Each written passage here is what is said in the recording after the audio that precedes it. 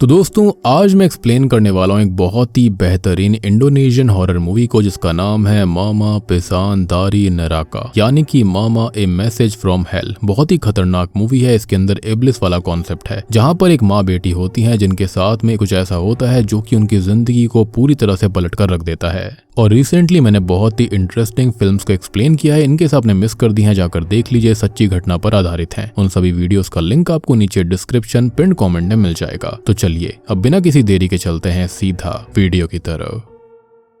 तो कहानी की शुरुआत में हम एक साइकिक और टैरो कार्ड रीडर सारी को देखते हैं और फिर हमको एक डीमन को दिखाया जाता है जो कि हमें बताता है कि उसे पहले लगता था कि वो सारे मैसेजेस हेवन से आते हैं, लेकिन बाद में उसे पता चला कि वो तो हेल से आ रहे हैं। और बहुत सारे डीमंस एक दूसरे पर चढ़ते हैं जब तक कि वो हेवन तक नहीं पहुंच जाते। और फिर वो एक एंजल की बातें सुनते हैं और हर एक सेंटेंस सुनते हैं और नीचे डीमंस को वो सेंटेंस पास करते हैं और तब तक करते हैं जब तक कि वो मैसेजेस शेमन्स साइकिक्स और विचेस के कानों तक नहीं पहुंच जाता, क्योंकि ऐसे ही उन्हें उनके गिफ्ट मिलते हैं। खैर अब ये डीमन ये बताता है कि ऐसा लगता है कि जैसे वो शेमन्स विचेस और साइकिक्स जो हैं वो सच्चे मैसेजेस को डिलीवर कर रहे हैं, लेकिन असल में उन सच्चे मैसेजेस के पीछे बहुत सारे झूठ हैं। खैर सारी एक आदमी के लिए कार्ड्स रीड कर रही थी और वो कार्ड्स बार बार डेथ कार्ड निकल कर आ रहा होता है, यानी कि किसी की डेथ को बता रहा था। और वो डीमन कहता है कि वो डेथ उस आदमी की नहीं बल्कि सारी की खुद की है। खैर इसके बाद में सारी अपने एक साथी साइकिक कार्तो के पास जाती है जिसने की कार्ड रीडिंग करना छोड़ दिया था और वो उसे सारी बात बताती है।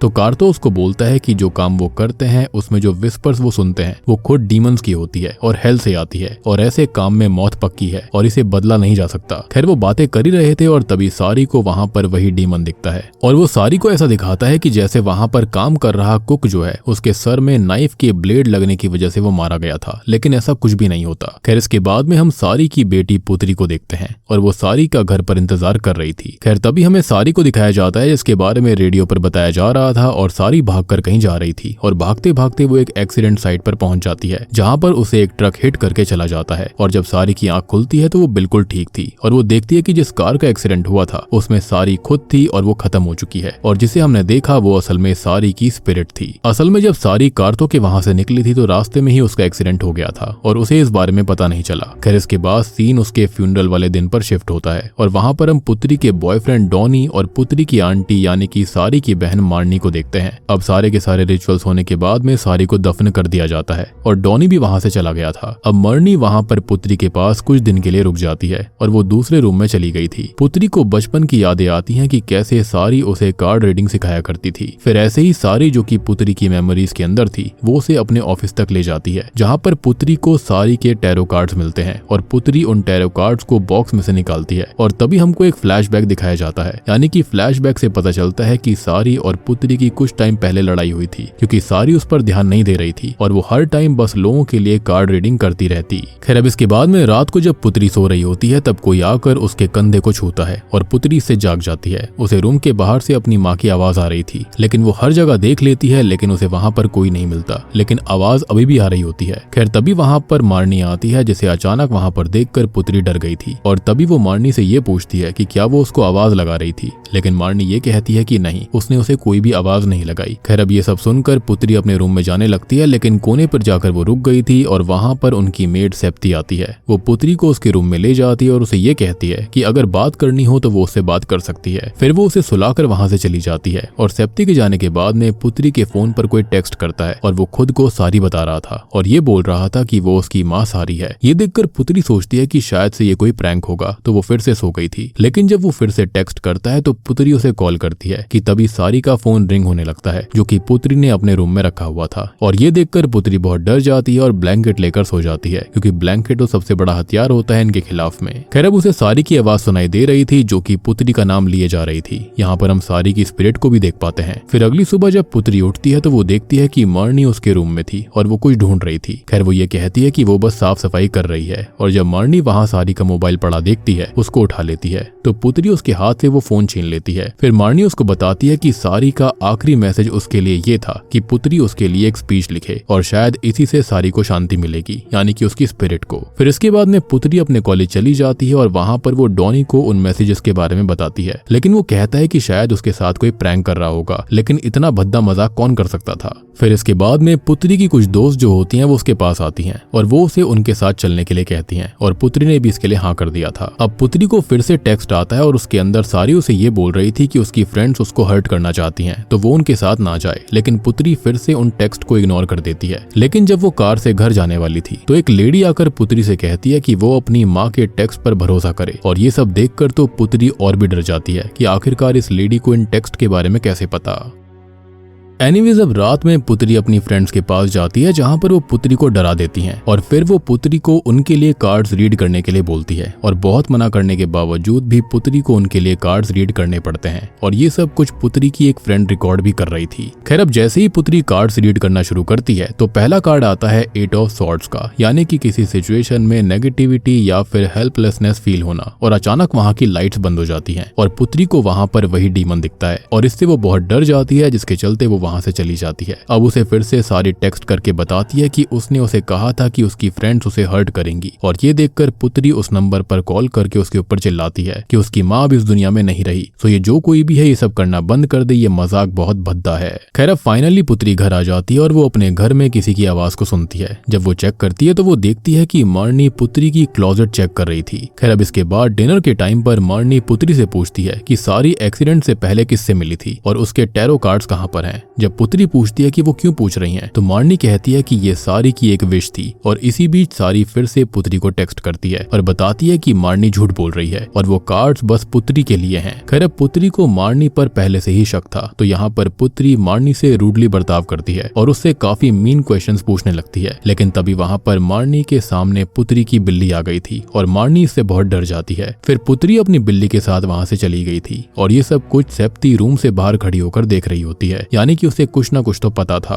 अब रूम में जाकर पुत्री उन टैरो कार्ड्स को देखने लगती है। कुछ कार्ड्स नीचे गिर जाते हैं और जैसे ही वो कार्ड्स उठाने के लिए नीचे झुकती है तो वो कार्ड्स एक सर्कल में सॉर्ट हो चुके थे और उस सर्कल में एक कार्ड था जो कि मौत का था। खैर इसके बाद में पुत्री सो जाती है और रात को उसकी आंख खुलती है तो वो अपने रूम के बाहर किसी को देखती है। दरवाजा खोलने पर बाहर पुत्री की बिल्ली थी और फिर वो वहां से चली जाती है। पुत्री भी फिर सोने चली गई थी और उधर सारी के रूम के अंदर मारनी वो टैरो कार्ड्स अभी भी ढूंढ रही होती है कि तभी उसे किसी की प्रेजेंस फील होती है, तो वो चेक करने लगती है लेकिन उसे वहां पर कोई नहीं मिलता। लेकिन तभी शॉकिंगली उसके सामने कफन में लिपटी हुई सारी की बॉडी आती है, यानी कि पोचोंग डीमन, और मारनी बहुत ज्यादा डर गई थी। खैर अब वो आंखें बंद कर लेती है और आंखें खोलते ही सारी वहां से गायब हो जाती है और मारनी वहां पर पुत्री की बिल्ली को देखती है और वो उसे उठाकर अपने साथ ले जाती है। खैर अब अगली सुबह जब पुत्री अपने कॉलेज जाने के लिए निकल रही थी तो उसको अपनी बिल्ली कहीं नहीं मिलती, जिससे वो काफी परेशान हो जाती है। वो अपनी मेड सेप्ती को उसे ढूंढने के लिए कहती है। अब सेप्ती तभी पुत्री को ये बताती है कि उसकी कार का टायर पंक्चर हो चुका है, तो पुत्री कैब बुक करके कॉलेज चली जाए, और वो फिर से डॉनी को वो सारे टेक्स्ट दिखाती है। अब पुत्री को लग रहा था कि वो टेक्स्ट उसकी माँ ही उसको कर रही है,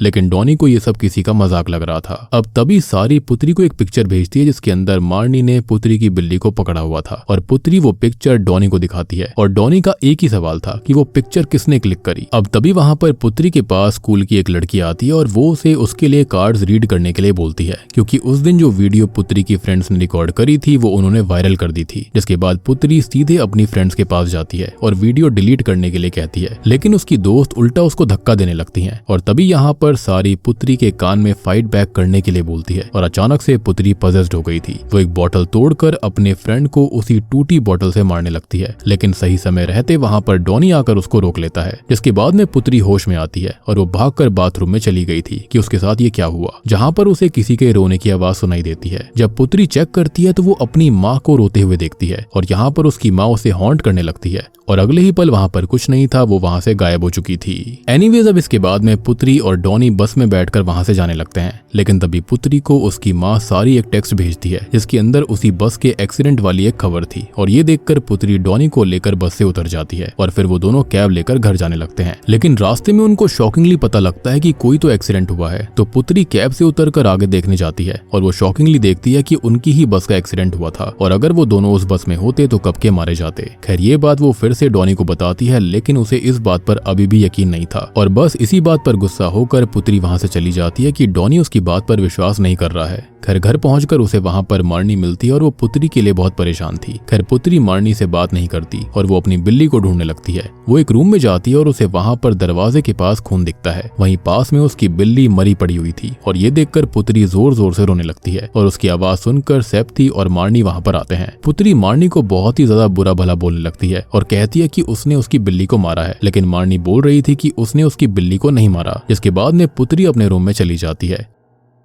और वॉल से एक पिक्चर अपने आप नीचे गिर गई थी। उस पिक्चर के पीछे एक पेपर पर कुछ लिखा हुआ था। उस पेपर पर पुत्री के लिए सारी ने लिखा था कि पुत्री सारी के जैसी बन सकती है और लोगों की मदद भी कर सकती है, और पुत्री भी इस बात के लिए तैयार थी क्योंकि उसकी माँ सारी के मोबाइल पर उसके ढेर सारे क्लाइंट्स के टेक्स्ट आ रहे थे। खैर इस बारे में पुत्री सेप्ती से भी बात करती है और सेप्ती उसको ये कहती है कि अगर पुत्री को ये ठीक लगता है तो उसे लोगों की हेल्प करनी चाहिए। अब सीन रात की तरफ आता है जहाँ पर पुत्री सो रही होती है तो उसको कुछ आवाज सुनाई देती है और जब वो वहाँ पर जाकर देखती है तो उसके सामने चेन्स में बंधी हुई उसकी माँ सारी थी, जिसे नर्क के अंदर पनिशमेंट मिल रही थी, और वो पुत्री से उसका काम कंटिन्यू करने के लिए कहती है जो कि है टैरो कार्ड रीडिंग। और इसलिए पुत्री अगले दिन उसी आदमी के पास जाती है जिसके लिए सारी मूवी की स्टार्टिंग में कार्ड रीड कर रही थी, यानी कि आखिरी कार्ड जब उसने रीड किया था, और पुत्री उसके लिए भी कार्ड रीड करती है। उधर घर पर सेप्ती मार्नी को सारी बात बता देती है कि सारी पुत्री को टेक्स्ट कर रही है और वो पुत्री को एक कार्ड रीडर बनाना चाहती है। और यहाँ पर हमको मार्नी से पता चलता है कि सारी सबसे ज्यादा इस चीज से डरती थी कि कहीं पुत्री उसकी तरह कार्ड रीडर ना बन जाए, यानी कि ये जो कोई भी था वो सारी की स्पिरिट तो बिल्कुल नहीं थी।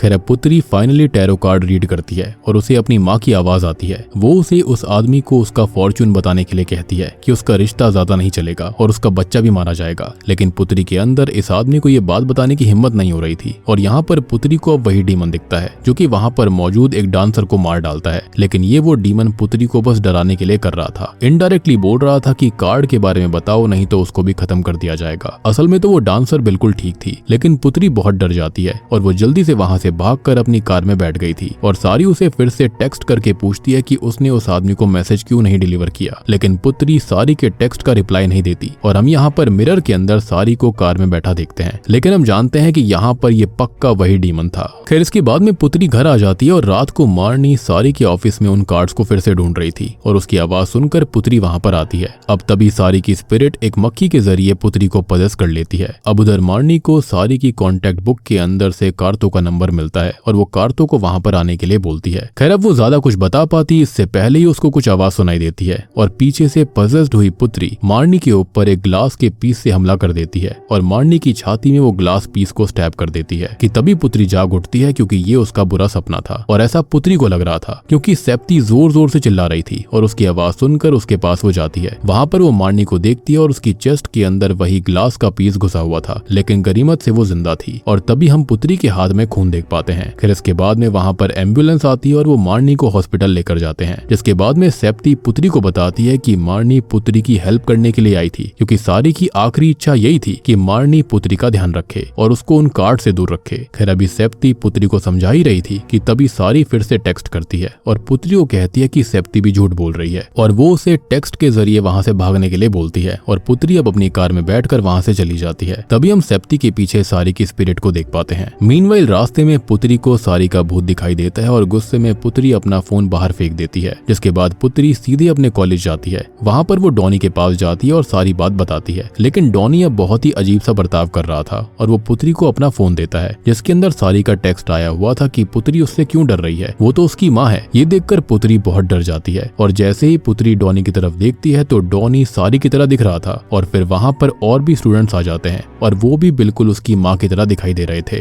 अब पुत्री जल्दी से अपनी कार में बैठ जाती है और वो देखती है कि विंडशील्ड पर खून से लिखा हुआ था कि घर आ जाओ, और अचानक रेडियो ऑन हो जाता है और उसके अंदर सारी बार बार पुत्री का नाम ले जा रही थी। जितनी बार पुत्री रेडियो बंद करती थी वो रेडियो फिर से ऑन हो जाया करता। इसके बाद पुत्री अपने घर चली जाती है और वहाँ पर उसे फ्लोर पर टैरो कार्ड्स दिखते हैं और फॉलो करते हुए वो सारी के रूम में पहुंच गई थी। वहाँ पर उसे सारी बिस्तर पर बैठी दिखाई देती है। वो पुत्री से कहती है कि वो उसकी तरह कार्ड्स रीड क्यों नहीं कर रही और वो तो ऐसा ही चाहती है। यहाँ पर पुत्री वहाँ से भागने की कोशिश करती है लेकिन दरवाजा अपने आप बंद हो गया था और तभी सारी पुत्री के पास आती है। वो उसके कान में कुछ कहती है और पुत्री फिर से पजेस्ड हो गई थी और इस बार वो सेप्ती के ऊपर हमला कर देती है और वो उसका गला दबाने की कोशिश करती है, लेकिन सेप्ती किसी तरह से पुत्री से बचकर किचन में छिप गई थी। लेकिन उसके पीछे पीछे चाकू लेकर पुत्री भी उसको ढूंढने लगती है मारने के लिए, और जब सेप्ती फोन लेने के लिए बाहर निकलती है तो पुत्री उसको पकड़ लेती है और उसको मारने की कोशिश करती है। लेकिन सही समय रहते वहाँ पर कार्तो और डॉनी आ गए थे और कार्तो पुत्री को पोजीशन से आजाद कर देता है। और तभी शॉकिंगली हम देखते हैं कि पुत्री को सारी की स्पिरिट ने नहीं बल्कि उसी डीमन ने पजेस किया था। जिसके बाद कार्तो पुत्री से उन कार्ड्स के बारे में पूछता है तो पुत्री वो कार्ड्स लेने जाती है, लेकिन उसे वहां पर कार्ड्स नहीं मिलते। तो सभी घर के अंदर अलग अलग होकर अलग अलग जगहों पर कार्ड्स को ढूंढने लगते हैं। अब कार्तो को सारी के रूम के अंदर एक पेंटाग्राम दिखता है और वो बताता है कि सारी ने इब्लिस यानी कि डेविल के साथ में डील करी थी, पैक्ट किया था। खैर अब हम देख पाते हैं कि पुत्री को फाइनली ढूंढने पर एक कबर्ड के अंदर से वो कार्ड्स मिल गए थे, लेकिन वो डीमन पुत्री के दिमाग के साथ खेलने लगता है और पुत्री को अपने सामने कार्तो, डॉनी और सेप्ती दिखाता है जो कि किसी डीमन जैसे दिख रहे थे। खैर अब पुत्री की आवाज को सुनकर वो सभी वहां पर आ गए थे और तभी हम यहाँ पर उस डीमन को देखते हैं। खैर अब कार्तो और बाकी जाकर पुत्री को शांत करते हैं।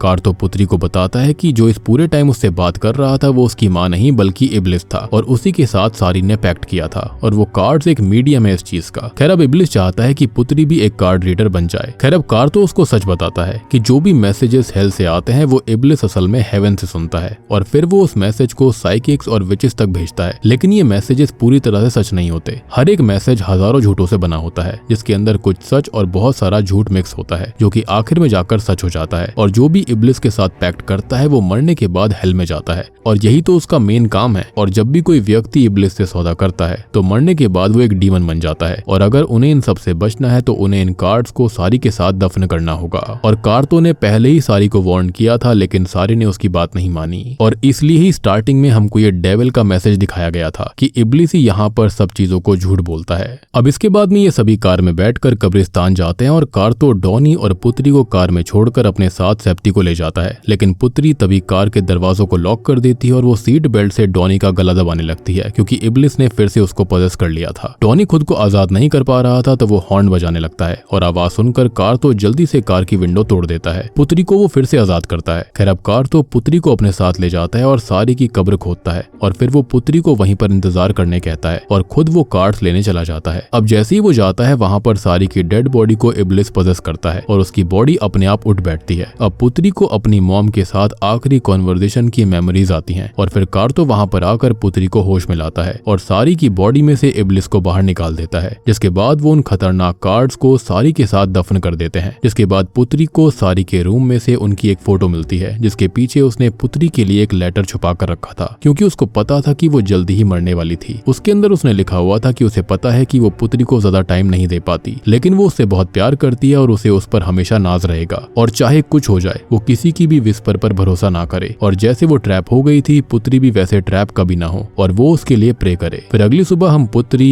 कार्तो, डॉनी, सेप्ती और मार्नी को देखते हैं जो कि हॉस्पिटल से आ गई थी और अब वो काफी ठीक थी। और अब ये सभी सारी का सारा सामान एक साथ रखकर जला देते हैं क्योंकि इब्लिस के साथ में पैक्ट हुई थी तो इब्लिस किसी भी तरह से यहाँ से आ सकता था। इसी के साथ में यहाँ पर इब्लिस भी कैद हो जाता है, यानी कि पैक्ट पूरा हुआ, सब कुछ खत्म हो गया था। यहाँ पर जो इब्लिस था वो एक के बदले में कई सारी सोल्स को लेना चाहता था, लेकिन ऐसा नहीं हो पाया और बूम, इसी के साथ में ये मूवी यहीं पर खत्म हो जाती है। तो दोस्तों ये थी मामा पेसान दारी नेराका यानी कि मामा ए मैसेज फ्रॉम हेल फिल्म की कहानी। उम्मीद करता हूँ कि आपको ये मूवी पसंद आई होगी और आपको याद होगा कि हॉलीवुड के अंदर इस टाइप की एक टैरो कार्ड रीडिंग वाली मूवी आई थी, तो यहाँ पर उसी को बेस बनाकर इस फिल्म को बनाया गया है। मूवी काफी अच्छी है, काफी इंटरेस्टिंग है, देखने में काफी मजा भी आता है। यहाँ पर जो इब्लिस था वो बहुत ही खतरनाक तरह से यहाँ पर सारी को और पुत्री को मैनिपुलेट कर रहा था, यानी कि वो एक सोल के बदले में कई सारी सोल्स को लेना चाहता था। यानी कि इब्लिस ने जो पैक्ट बनाया था वो सारी के साथ बनाया था, लेकिन बदले में वो पुत्री की भी सोल को चाहता था।